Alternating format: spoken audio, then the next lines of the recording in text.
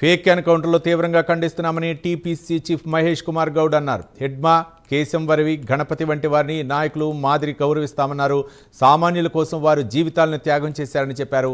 కేంద్రంలోనే BJP elimination process ఎంచుకుందని, హింసను Congress party సమర్థించదని అన్నారు. అటవీ ఖనిజ సంపదను కార్పొరేట్లకు కట్టబెట్టేందుకు కేంద్రం ప్రయత్నిస్తుందని మహేష్ కుమార్ గౌడ్ ఆరోపించారు.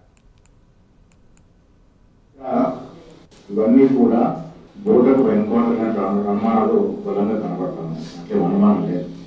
కాంగ్రెస్ పార్టీ ఈరోజు హింసని వ్యతిరేకిస్తుంది. నక్సలైట్ల పరంగా జరిగిన హింస అయినా, ఇవాళ పోలీసుల పరంగా జరుగుతున్న హింస అయినా రెండింటిని కూడా ఖండిస్తుంది, వ్యతిరేకిస్తుంది. మానవానికి జీవించే హక్కు రాజ్యాంగం కలుగు చేసింది. ఎవరిని కూడా చంపే హక్కు మనకు లేదనేది స్పష్టం. ఇక్కడ హిడ్మా కానీ, ఈశ్వరరావు గారు కానీ, గణపతి గారు కానీ వారందరూ కూడా నాయకులుగానే గౌరవిస్తారు. జనరేషన్స్ అంటే దాదాపు కలుగుతారు. బీజేపీ పార్టీ అవలంబిస్తున్నటువంటి పార్టీ విధానం మనం ఇక్కడ ప్రజలు బలపరుచుకుపోతే భవిష్యత్తులోని వచ్చే తరాలకి చాలా పెద్ద ఎత్తున విఘాతం కలిసిన అవకాశం ఉన్నది. పూర్తిగా సామ్రాజ్యవాదం వైపు అడుగు పడతా ఉన్నాయి.